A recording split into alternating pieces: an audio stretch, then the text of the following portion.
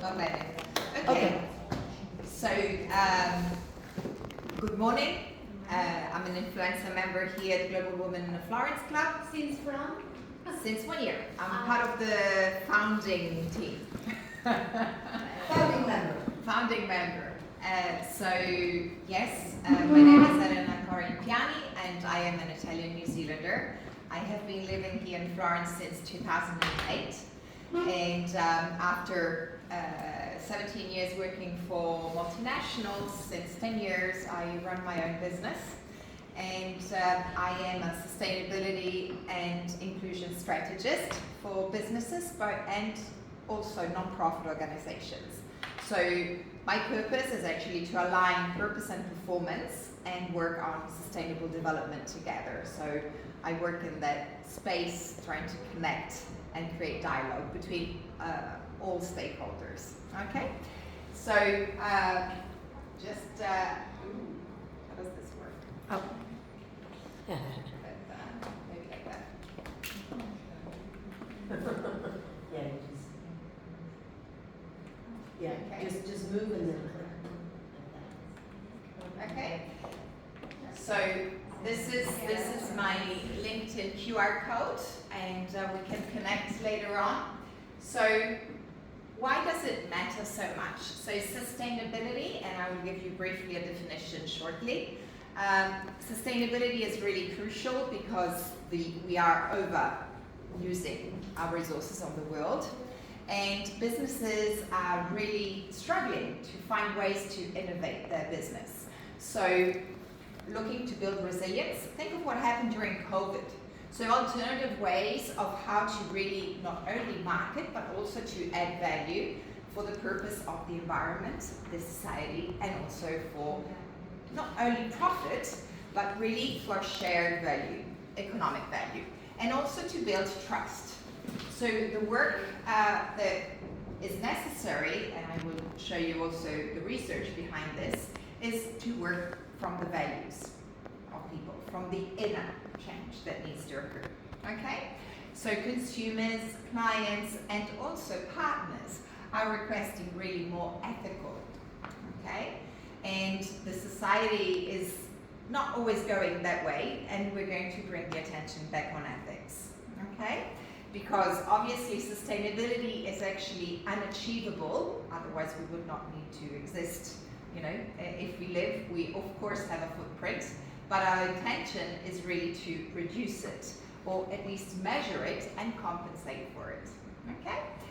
And also all the regulations happening, especially in Europe, are really pushing organizations to obey to rules, because what is happening around sustainable development is that so far it has been, if you take, I don't know if you use norms in your work, but the ISO 26000 illustrates how businesses should be managing their businesses responsibly.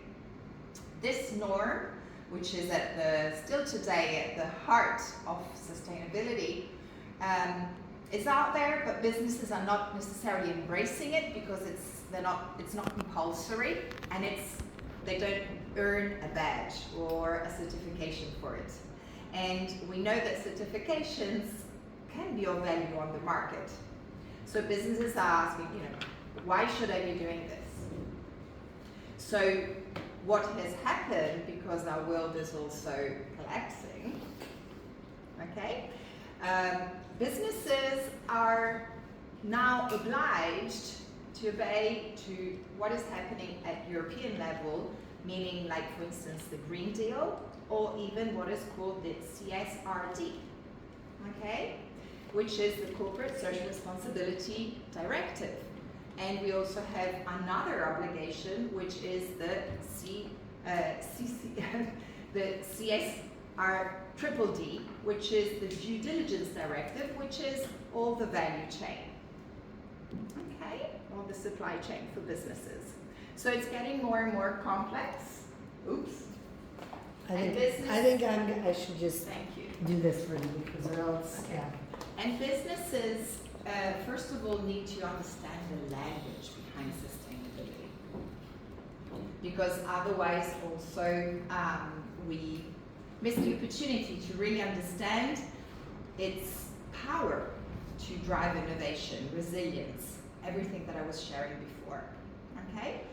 And, oh, thank you. Okay, so what is sustainability? Sustainability, according to the Brundtland report, and this is fantastic because it was a Norwegian politician, a woman, back in 1987, established the definition, the common definition around sustainable development, that it is the way for us all to satisfy our needs, but without compromising the future generations to satisfy their needs. So it makes sense. So it's the continuation, obviously, of all our species, and we're not doing so well because we have many challenges to face. Okay, the overpopulation is certainly a stress that is over our heads because the resources could be enough for everyone, but we have a lot of bragging going on at the same time. Okay, so what is another acronym which is used behind sustainability is ESG, which you probably heard of, ESG. A lot of businesses talk about it, and behind the E means to reduce the environmental impact, okay, concerning water, concerning deforestation, the energy consumption, investing in circular economy best practices, and that is a very powerful way to review your business and to think at how we can make it better, okay, and reducing really our impact also for waste and new business models, okay. The S is concerning society, so really working on inclusive growth, okay, not leaving anyone behind, working on well-being, ensuring safety, health and safety in the workplace is very necessary, investing in training, and fair practices. Obviously, behind this is all the respect of human rights, which, sorry Michaela, which means also no child labor. And in this also falls consumption and the way that we communicate our business. That must be ethical, and we must not either use green claims, so pushing for a product, stating that it is green without certifications, without auditing, and at the same time that it is ethically made in the respect of the human being, okay? And that is a huge also area for fashion, especially here in the fashion, food, furniture, a lot as well, all the what is called the 3 F's for made in Italy. So Italy is much involved in all this. And of course, behind everything is what we know should be happening, which is concerning governance. Okay, so the transparency also concerning wages, for instance, the way that a company is organized now with sharing the structure to ensure that it is safe. Okay, and much more, of course, being transparent, paying the taxes, and a lot of obligations that should happen, but making a statement also through a sustainability report or an impact report drives responsibility. Okay, it's like the LinkedIn challenge that we were talking about. The fact that you're out there and you're actually communicating everything that you are doing, and if you're not doing something, you have to explain why you're not doing it or why it is not measured. Okay, so what we want to work on is really understanding what is the current situation and where does the business want to be, and how really can it contribute to a wider purpose, not just for self. So every business can contribute, and this is also you as entrepreneurs with your purpose. So Na works with investing banking, so she can work with impact investing and contribute. Claudia has a special spa resort, and which ensures the well-being and also builds the community with the land, with the ecosystem she works in.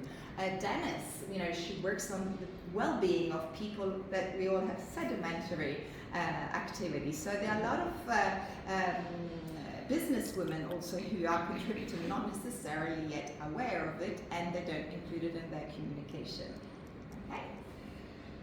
So my question for you is, just to engage you a little bit, is, where are you witnessing events of the unsustainability of our current economic system? I see a lot of waste happening. For example, in America, I was dumbfounded by the amount of waste that hospitals generate. Like, there's a lot of new requirements for hospitals. They call it to protect our, for our health, safety, and all that. But there's so much plastic, and fabric, what was it? We had a member in LA a long time ago. She invented this thing for people who are bedridden, so you can turn them and they don't get bed sores. And she was telling me that she was having a hard time getting into it's an amazing product, and it actually helps people, right, that are bedridden, but she couldn't get into the hospital industry because, well, they didn't want to wash it. They didn't want to have, they are just using usa jetta, they just use it and they throw it. So there's all of this fabric, all of this plastic, that it just goes into our waste. If you think about it, how many hospitals, how many people are served, that's millions and millions. It's just disgusting, really. Okay. So that's one. No, thank you, because we are short on time. So it's 20 past, no, 15 past. Well, we have until 12:30, but I gotta finish up. Okay. So basically, let's move on. So that's just an example. Okay. So this product that Michaela was mentioning impacts the good health. Objective number 3 with this product, right? The bed sores. But at the same time, it would impact probably the part of innovation and infrastructure, okay, and also circular economy, the SDG number 12. So my encouragement, and I can circulate this as well, for instance, just to leave you also with some value of what is very fast on sustainability, is really look at this, it's called the UN 2030 Agenda, and sort of start thinking at how, the 2030 Agenda can be a source for you to rethink your business and to maybe work on improving the communication. And this is also then, of course, where I come in. And next. Okay, so this is just to share where are we with our environmental footprint and consumption, basically. Overshoot days, at the moment, Italy, for instance, but the first one was Qatar, and the last one is supposed to be Uruguay. Overshoot is basically when we overuse the resources for them to be replenished. You follow me? Mm-hmm. Right? So this is, for instance, Italy in May, it finished. So we are overusing, and every day see this accumulation. Okay, and that's why we say that we are using 1.5 resources on the planet. There is plenty for everyone, but it's just the approach that we have. Yeah, next, just to give you an example. So because, of course, our thoughts shape the way really we see the world, and we want to really embrace what Einstein also shares with us, that we really cannot solve these problems with the same mindset. The work at Piani Projects, just next, is connected with facilitating basically these transformation processes and working from the inside out and the outside in. I work with 4 dimensions basically. And I use as tools, as background, a lot of theory U from Otto Scharmer, and I work with people through coaching or group coaching process, the way that they see, the way that they engage with stakeholders, even to empower. Such a great product for the hospitals, and it risks collapsing. Okay, there's a miscommunication somewhere. Engaging people in a wider vision, okay, and measuring the impact. That's the problem, right? Often, if you don't bring numbers to the table, it is challenging for people to understand the value. So it's not just the sale, it's the value, okay, what you're generating. So it really works with, it doesn't matter, but anyway, shared vision. Yes. If you go back, basically what we move is from tacit to aware to strategic, but we work with the reflective. Okay, so the individual is continuously learning. I'm a professional trainer, so I work with the learning process so that the skills are transferred to you and you've learned the mechanism that you can then gain those tools that would support your continuous innovation. Okay? Yep. Next one. Yep. So why does it matter to your business? Obviously to attract conscious clients. It's not a product necessarily for all, ideally yes, but not necessarily for all. The ones who want it will be attracted additionally, to what you're offering. Reduce risks and really build trust and really work on building and empowering this community. Build legacy, creating shared values, and then strengthening your brand reputation. Okay, so innovate, learn, and deeper community connections. Okay, so a lot of myths around this. Sustainability is not for me, it's only for business, I'm too small. It's not true. Okay, next. Really it's about building your strategy. So the way we work is strategic consultancy, purpose alignment, materiality mapping, stakeholder engagement, or training. I work a lot. I wrote this book concerning visibility management for businesses, multi-stakeholder project, with inclusive workforce with severe disease with spina bifida. And it's been a very successful project, but I share best practices as part of what can work, and let's learn together and really bring impact. So yeah, I have tools, and I work a lot on values, also with images, always with the purpose of being inclusive, because words are limited. If you get inspiration, so the process is a little bit long, but so this card doesn't necessarily mean money. Okay, everyone sees the meaning of it, and you pick it and you share why did you choose this. Okay, and the same thing goes for other things. What do you see here? So every card doesn't mean anything unless you give it that meaning, and it helps just smoother communication, efficient communication through cultures as well, and generations. And so I work with inclusive methods. Yes, next please. So just to give you some examples, we mentioned a few of some things that you're already doing, but here at Global Women, a lot of you sometimes are coaches or estate agents, some are entrepreneurs. So my seeds is, why don't we try working on designing inclusive coaching programs around also the SDGs for you and your business, or for the real estate agents.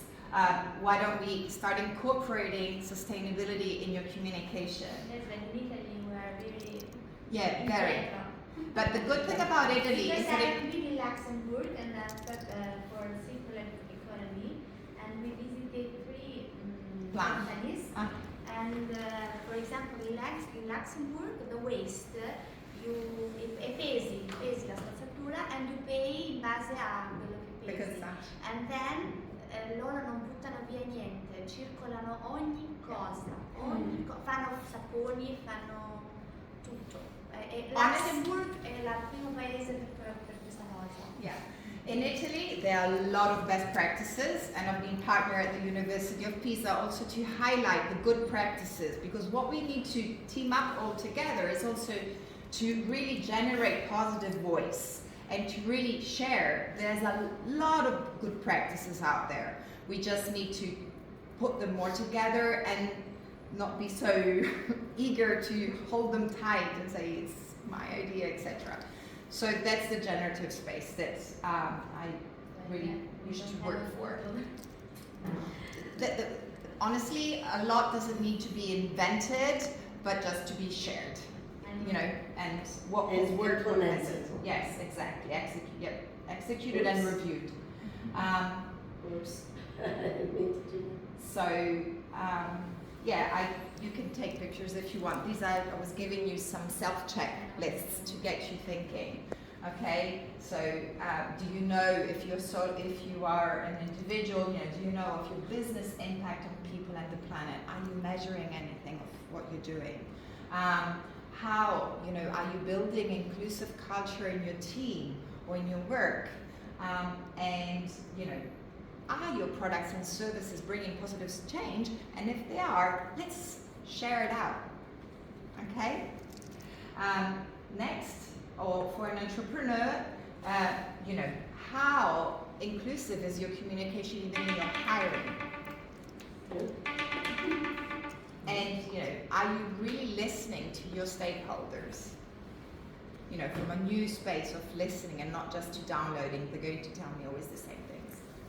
So thank you for your attention. There's just my contacts, and I'm happy to share my LinkedIn. And thank you for listening. There's so much more, and be more than happy to organize. We should probably think of organizing further training, because there's a lot of opportunities, even with what is called the inner development goals, which are 23 skills that are necessary that we all need to build so that we achieve a better sustainable development. Thank you. Grazie. Thank you.